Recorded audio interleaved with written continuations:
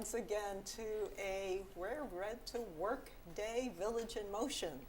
And I am just excited to be, and healthy, I think, to be your host today. I'm Diane Gatsis, Havinga, and the three of us here, we're just talking. We've been doing this for at least 7 years, we think, and it's very important, and we're going to explain why. But first, it is Friday. It's February 5th. It's not snowing. Yay. Although that was kind of healthy for your heart to a certain extent. Or not. And for some people. I'm going to introduce our two guests, and then we're going to take a very short break and explain a little bit more about the Wearing Red to Work Day. But of course, we have Dr. Sherry Nittifer, who's our nurse practitioner here on campus. And next to her, I'm sure if there's someone who doesn't know Juanita, they just aren't fit, I guess. But Juanita Coons from the Fitness Center. And we're going to show you this brief video that was done by the American Heart Association. Heart disease is the #1 killer of women, killing more women than all forms of cancer combined. Here's what it means to go red. Get your numbers. Ask your doctor to check your blood pressure and cholesterol. Own your lifestyle. Stop smoking. Lose weight. Exercise. and eat healthy. Realize your risk. We think it won't happen to us. But heart disease kills 1 in 3 women. Educate your family. Get to know your family history. Don't be silent. Tell every woman you know that heart disease is our #1 killer. Raise your voice at goredforwomen.org.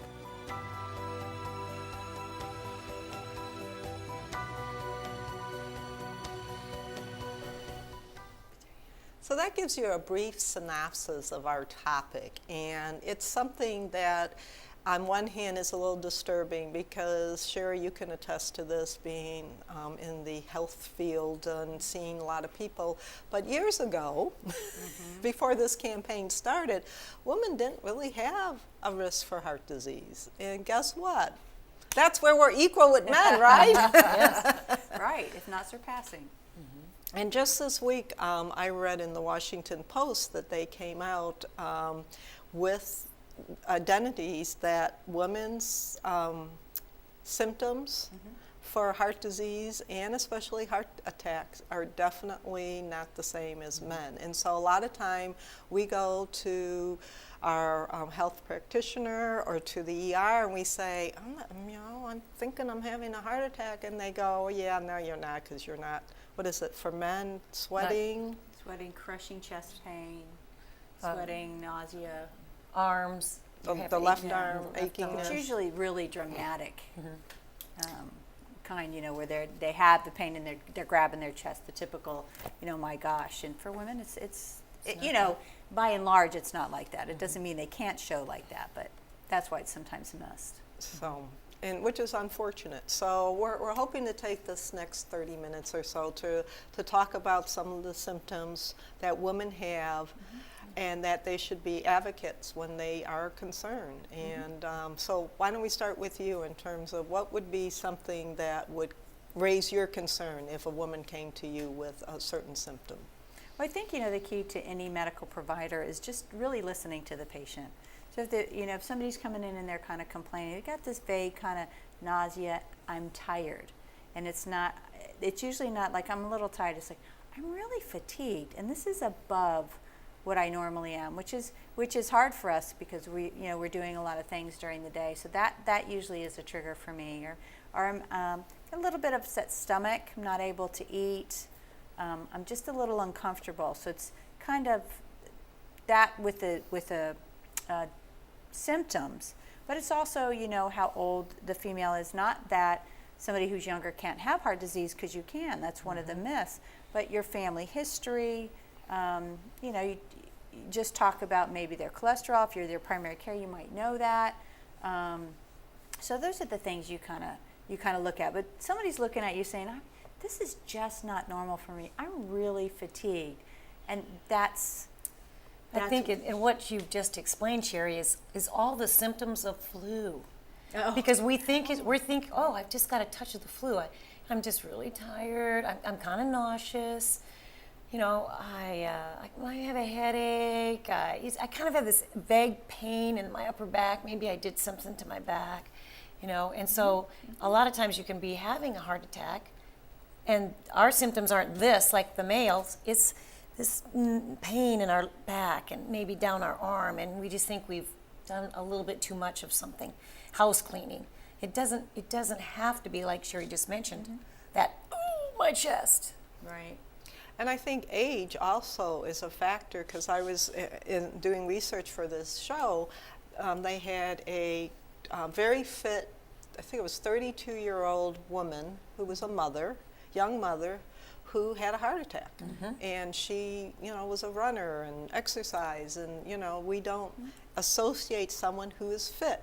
My one sister had a heart attack when she was jogging. She's as fit as can be, ran a marathon, did that whole thing, collapsed, and even when she was in the ER, the doctors were like, I don't think so. And she was lucky, because her one doctor the next day said, we're not gonna do a scope. Let's open you up. And sure enough, she had a blocked artery. Well, and a lot of times you can have a heart attack and you won't think it is. It's, people right now are shoveling all that snow.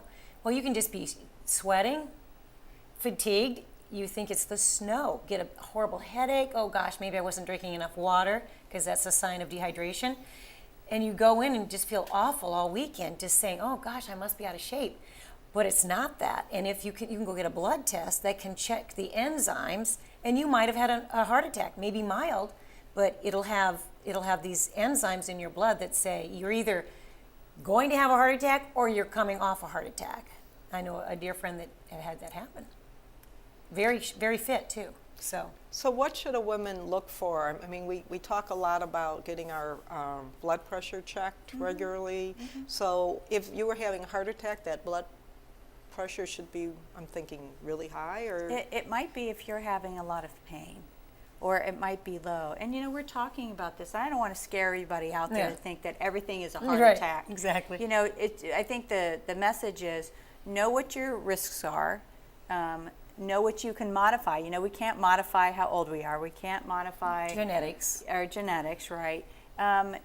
So those things you can't modify. You can't modify your family, what happened in your family. But you can modify things that if you smoke, we know that there's a definite connection. if you're obese, No, right. definite connection. Try to get to a normal body weight. If your cholesterol's high, know your numbers. Have, a talk with your physician. But even if everything is perfect and something doesn't seem right, it doesn't mean that it's a heart attack, but it is good to go in and discuss that with the practitioners. And the enzymes are there, true. There's different ways to check, but if you're concerned about something, your body's probably trying to tell you something. Some of us are a little bit hard-headed and kind of ignore things, or a lot of people with heart attack symptoms, they think it's a little indigestion, they'll just go and lay down. And sometimes, that's the last time they lay down.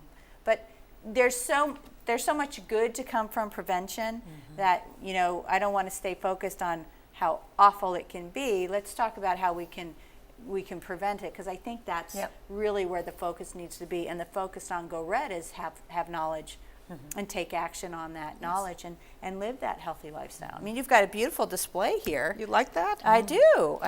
And I Makes me want hungry almost. Yum. I want to point out, and we'll talk a little bit more about all these items except for the dog. That was that came That's from just for looks. Good that looks. was for good looks. That came from my daughter's room, and in the wine bottles. Although you can buy Came those. from your room. It came from under the desk.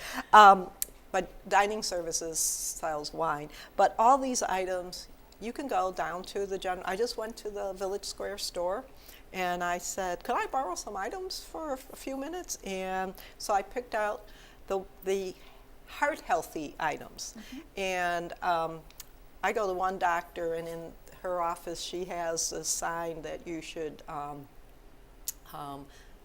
trust in God, no fries, and exercise. And I'm like, no fries? What? So talk a little bit about that, though, Sherry, in terms of do we really have to always be always. Heart Always healthy, good. yeah, in terms of. Well, I mean, I think if you could always be heart healthy, that's absolutely great thing to do. But does it mean that you have to, completely, what's the word? Stop yourself from having something that you just really, really enjoy. I usually go with okay, so if I really want to have that piece of cheesecake, then maybe I don't want the whole thing. Maybe I just want half of it. But the rest of your meal can be pretty healthy. I mean, you have to think about what you're putting in your body. I can't remember the author, and you might know it, Eat to Live. And so, we use food a lot of times as let's socialize where we're going to eat. But when you think about it, really, we're eating because we need our body to function like a machine. So it needs to function. So let's feed it the good fuel. You wouldn't put the wrong gas in your gas tank. You just wouldn't do it. If it calls for regular, I don't know if there's anybody out there that's going to put premium if it calls for regular. I'm just saying. Or diesel. Right. There you go. So, I just think that's a really good idea. And food, we know now, is, 75% of how we become healthy, a healthy weight. 25% they're now saying is exercise, and 75% is your nutrition. So it really does start with the foods that we eat. And Juanita can speak to that better. Well, I don't know if I can speak to that. I think consistency is the key. I believe that, yes, you can have that fudge, but can you have it every day, 3 times a day? No, I don't think you'd want that. But like Sherry was saying, just choose wisely when you want the special treat. You do not want to drink soda 3 times a day. That is not healthy. It does horrible things to your kidneys and liver and everything else. But can you have a soda? Sure, but you need to drink the water to help rinse that out. And just the foods that you eat also have so much to do with your blood sugar level, and what that kind of does to your vascular, it can cause vascular damage if you're constantly eating a high sugar diet.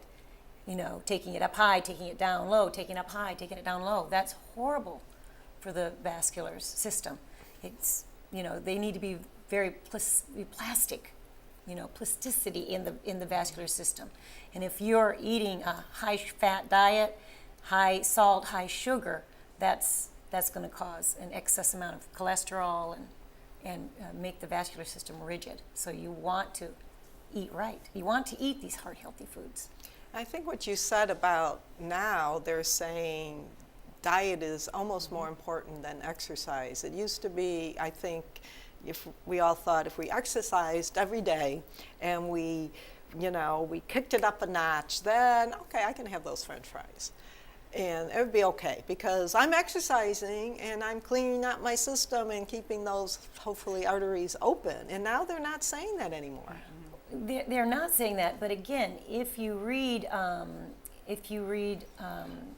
John Ratley, who's the MD researcher from Harvard, exercise has so much to do with you making the good choices in the foods, because exercise elevates the good chemicals in your brain and releases endorphins and endorphins and dopamine, serotonin, all of those things that, number 1, keep you calm, 2, help you sleep, 3, help you make the right choices. So exercise is very important in that. Exercise also helps you take care of the sugar in the bloodstream. So it helps you control that blood sugar level. That's why so many diabetic people exercise at least once a day, sometimes twice in the fitness center or walking on their own. That's so important with the way your body handles fuel in the cells. Exercise also helps with the vascular plasticity, again, of the entire vascular system, and that means everything in the brain, all of the arteries, all the veins. And so it helps with that too. So exercise helps control your cholesterol. It elevates your HDLs, the good cholesterol. So there's so many things that exercise does that, to me, I mean, I know what they say about diet. That's the way to lose your weight. But for me, if I don't exercise, I don't make the right choices. I'm more apt to make the right choice if I exercise, because that makes me feel good about myself, and so I make a better choice. So Sherry's been sitting there nodding her So, head in well, she's a in big agreement- exerciser too. in agreement. I know. Say, but- don't ever say exercise is not important with Juanita around. I know it. You don't ever say that. I think it's- I spoke incorrectly. She's correct. I mean, your diet is very, very important. Yeah. Is very important. I'm just saying a lot of us don't make the right choices unless we have the right chemicals floating around in our brain to lift our depression. If we don't have the good chemicals from exercise, then I am depressed. I am going to reach for sugar. Because why? That will elevate my sugar and I'll feel better. But it's not the right choice to make. But would I make it? Yes. And that feeling better only lasts so long, Sherry, right? With that. With the sugar? Yeah. Well, yeah, because your sugar levels will fall, and then you say, oh, well, that made me feel really good. So it's almost that it feeds into that addiction kind of thing. You know, I like to eat French fries with the rest of them, but it's funny. I'm in Weight Watchers. There's a Weight Watchers group on campus for the employees, and it's interesting. You know, you get so many points a day. So if I eat heart-healthy foods, it's interesting, my points stay down, but you can control that. So when you want that little treat, you can have it, but then you can't really have over that point a day. So you still, it's not like you can have French fries, 4 times a day. You just can't do it. But when you have one fry, I mean, just try it. It's like Lay's potato chips. Just try it. Eating You one. can't do it. It's No, hard. I can actually, because Avon and Andrew will attest to this. If they come back with a burger and fries, they know that, oh, there's Diane, and I will, especially when they used to have the steak fries. I just needed one. Just need one. Just one, and I was fine. That's incredible That's- control, You Diane. think? Wow, girl. At That's least incredible. In public, That's I crazy. That's right. That's incredible. You're way better than me. But I think it's it's a compromise, and that to that point of I can exercise and then I can eat whatever I want. That's not really No. that's not really how it works out, unfortunately. And I'm sorry, I can't quote the person, but there was somebody who said, I was listening to a talk radio show. They said the people of today need to exercise twice as long and eat less than the people of 20 years ago. Yeah. They don't necessarily know why. They don't know if it's the additives that we have in the food. They don't know why. But our lifestyles, because our lifestyles are much slower. I wear a little Fitbit on my wrist. And I'm surprised. I am an exerciser, but I'm surprised some nights I went home last night and I was exhausted. It was just a busy day at work. I had 2,000 steps. I'd walked exactly 1 mile, so which means I didn't get out of my chair. So yeah, I was tired mentally. But if I would have gone then to the gym or taken a walk, I do then make those better choices. I do crave water. I don't crave the burger after I exercise. I might crave it before, but after. But I don't crave it after. You do crave healthier food. Well, and there was another study that was made recently in France about how they've gone back to the prehistoric men and women, and they've discovered heart disease in the mummies that they have found. And they said, here is, in terms of a perfect diet, there's no saturated fats, there's no added stuff, as you mentioned that difference between 20 years versus today. And they found heart disease. But they didn't live as long. They didn't leave. We are living much longer, so we really have to put it in the tank so that we have it for a living later. People just didn't live. 40 years old was considered really, really older, and we're stretching over to 100 now. I mean, So what do you say to our residents who are in their 80s or 90s, and can they just go, I'm 80 and I'm 90 and I am going to have that burger and fries and I am going to, Drinking, smoking. well, I mean, what am I going to say to a resident? I'm going to say you can have whatever you like. Is what I'm going to say. I'm but not. What I would prefer you eat, is a healthier choice. And we're making better options here. We have options at Green Spring that are better for your heart, and it makes a difference. One test that I challenge everyone to do is that when you eat, write down how you feel a half an hour later. So have that burger and fries. Write down how you feel a half an hour later. Then the next day, have a salad or a heart-healthy meal. Write down how you feel half an hour later. my guess is if you're eating the burger and fries, you're sleepy and ready to take a nap. And if you're having that salad, you're like looking for something social to do. It really does affect, and that's kind of how I see things that affect me. It's like, I know if I have that, I just won't feel good later. It's amazing. You know, and you mentioned something else that you were saying about how we have net nutrition here. One of our residents has lost 27 pounds, and she has a horrible hip. One hip, can't even use it. I mean, she can hardly get up and walk around. It pains her so much. But she's been watching what she eats and comparing the foods, and she's lost 27 pounds. I think it's been like 6 months or 7. It's been just a consistent, slow walk. She goes to ChairFit, so she is doing that 2 or 3 times a week. So she's moving a little bit more than she has been. And that, by the way, is very, very important, is all this extra movement that you're doing during the day. Like, if you're sitting watching a movie, you're supposed to take a little break at those commercials, stretch, move, stand up, do a little march, kick your legs, whatever. Get your blood moving for just during those little periods. And believe it or not, those few minutes every hour add up to a lot of extra movement during the day, which burns more calories.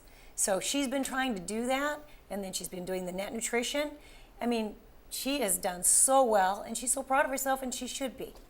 So we really do have that option here on campus for our residents, and it works. It works. And we've said this in previous shows, you do not have to exercise 30 minutes at one time or one stretch. Right. And so you can take that 5-minute walk a couple times a day, and as long as you're consistent and you are moving and going from there. So Sherry, what else in terms of physical Well, I think tips, I physical is a good thing. Make sure you do go in and get your well man. We're talking about Go Red for women, but we certainly don't want to exclude the men. Is go have your physical. And find out physical once a year. Preventive physical, right. You don't have to just go to the doctor when something's bothering you. It's really good to set up that relationship. So when you do go in and say, I'm feeling not quite right, or maybe you go in saying you have a little fatigue and the doc kind of says, I know you, this isn't like you. That's so invaluable. And we have a great medical center here. They really care, and that's a really good place for the residents. So this physical, what should that entail? Usually the doctor will look at your past medical history, your history from your family, take into consideration where you are in your life, and then probably draw some bloods. And if there's other tests that need to be done, your prevention mammograms, maybe your pap smears, maybe a colonoscopy, maybe a DEXA scan for your bones, just to kind of see where you are. Get that health check every year. It's a really, really good idea. And they should, of course, be checking your lungs and your heart. Oh, they'll listen. Sure, they'll do a physical blood pressure exam. And what else am I guess throat and. Yeah, they'll look at everything. They'll check your pulses, make sure your blood's flowing, the way it's supposed to flow, and usually these questions kind of stimulate you for other concerns. So sometimes if they ask you a question, it'll trigger you. Oh yeah, when I walk, my calf really bothers me when I walk, which is really a sign of heart disease. Or fluid buildup too. So they'll really take a look at you, and I just think it's invaluable to have that time with the doctors. And Juanita, in Yes. terms of, so we mentioned exercise is important more than once. Who did that? But are any classes residents should avoid, like if they're going outside the community to a gym, or anything that you would caution a resident? I think we can't, with all of our teachers here, everyone says, listen to your body. And that's the same thing when you're fatigued and you don't realize, am I always this tired? No, but you need to listen to your body. Your instructor is not in your body. So I think ours are just very aware that if you stop doing an exercise, it's because you hurt. And the teachers always remind you, pain is not a good thing. It used to be no pain, no gain. Yeah, no, forget it. You're in pain, then that's a warning signal that what you're doing, your body does not like that. And everybody here, including all three of us, and we all have our challenges. Whether it's we've had a past injury in the shoulder or the hip, knees replaced, there's something. And if something doesn't feel right in whatever movement you're doing, you need to stop it. Now, if your teacher might give you an option, particularly in like yoga or chair fit, but usually every teacher will try to hit every major muscle group, particularly in chair fit. But chair fit, that just tells you right now that you can't stay up very long, or you have a hip that's not working, or knees that hurt, or something. So your teacher's going to try to hit every major muscle. But if something hurts, don't do it, because you're going to change in 8 times. I mean, the most they do is 8 repetitions. They'll change into do something else.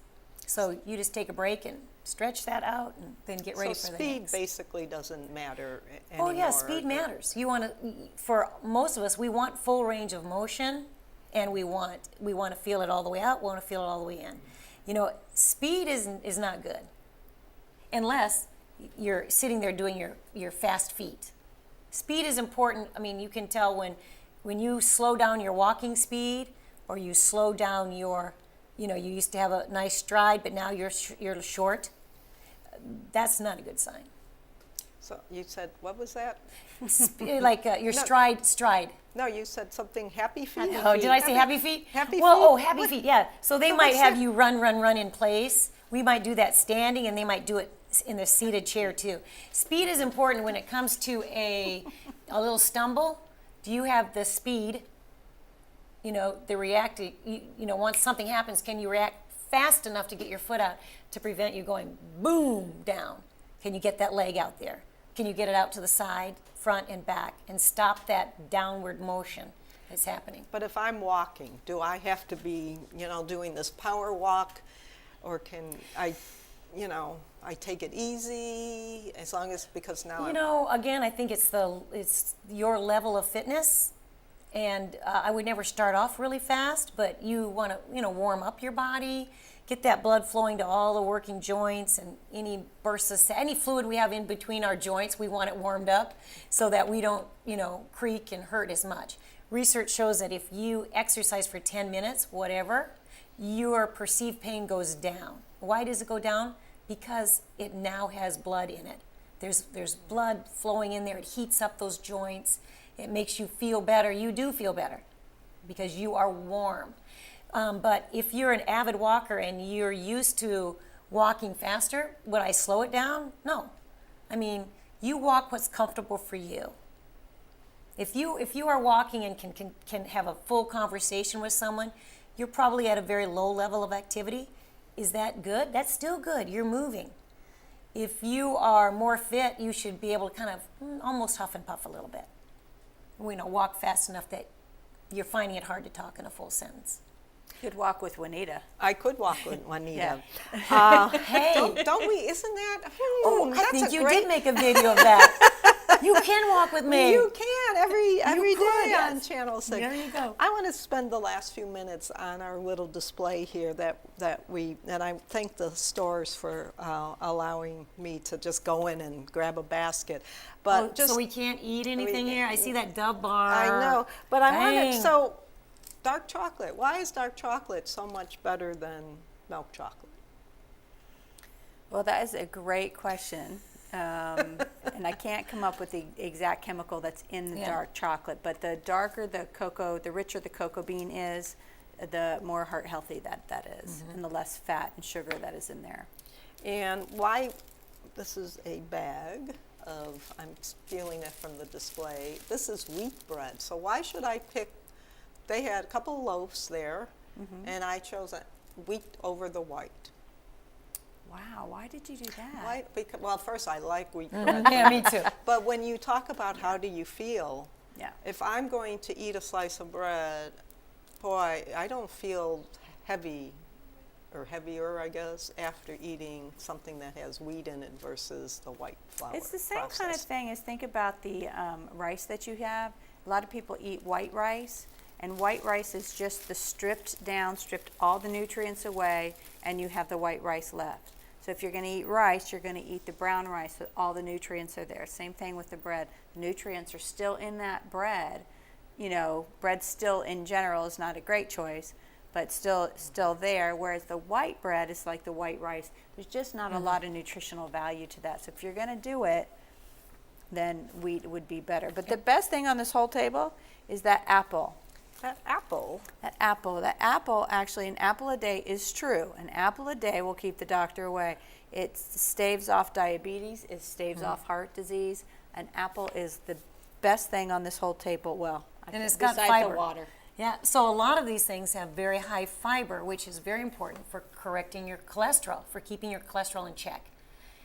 So Which is why we have the oats and the That's Cheerios. exactly I thought you were going to say colon in check. I'm like, well, that's well, that's true. That too. Yes.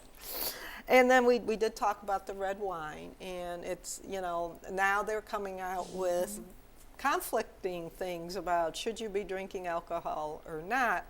Some doctors say, well, I wouldn't go out and start drinking if you haven't participated, shall we say, in drinking red wine. But if you do drink, they usually steer you towards the red wine. Although I also heard just recently champagne. I did hear that. 2 glasses of champagne a day were supposed to be, gives you prolonged life. And I think that's probably 2 glasses. If they said 2 glasses, which I don't know that study, they probably said the 2 glasses for the men. I don't think they've ever increased the glass for the women, have they? Well, I'm current. Yeah, I think the women. I think the women I can just have increased the. it. I think I think the women can just have the one. Yeah. Sorry about that, Diane. I know. Sorry about that. And the nuts are a great source of fiber and protein, but again, the good oils. I don't know if I would take the whole bag of nuts, No. right? Yeah. We're not supposed, but a You're handful. surprised how much fat is in the nuts. my They are good gosh. for you, but you have to really have them in moderation. So I think, by Jove, we've done another Go for Red for Work Day, Village in Motion, and Sherry brought these little, I don't know if you can see them, these little bitty red hearts. Little bitty red hearts. Those are kind of neat. So thank you. Anything last thought before we? I would just say just continue to quit smoking. If you have that smoking habit, that's probably the number one thing for me. And I'm a big advocate for exercise. So I'm with Juanita on the just do anything. They do have some studies that are showing how bad sitting in front of the TV is horrible. Even moving a little bit is better. Just for whatever reason, they don't really know, but the act of just sitting in front of the TV is so bad for you. And you probably read the same study. Even if you sit all day long and then you exercise for an hour that night, that's still not as good for you as if every hour you get up and stretch and move, walk to the restroom, go get a drink. All that extraneous movement that you do during the day is proving to be very, very important for the health of your body. And I know when I'm at my desk, I try to get up and work a little bit in front of the computer instead of sitting. If you've been to where I edit, when I do get a chance to edit, I don't really even have a chair there anymore. I stand and edit. And a lot of times I'll take my phone calls standing up just to avoid that. Yeah, they say that's really important. Now that we have those mobile phones, we can just stand up. We can walk as we're talking. And that movement. Just We not can in the do an hallway. exercise show. We could. Okay. Walking and talking Walking with and Juanita. talking. Oh.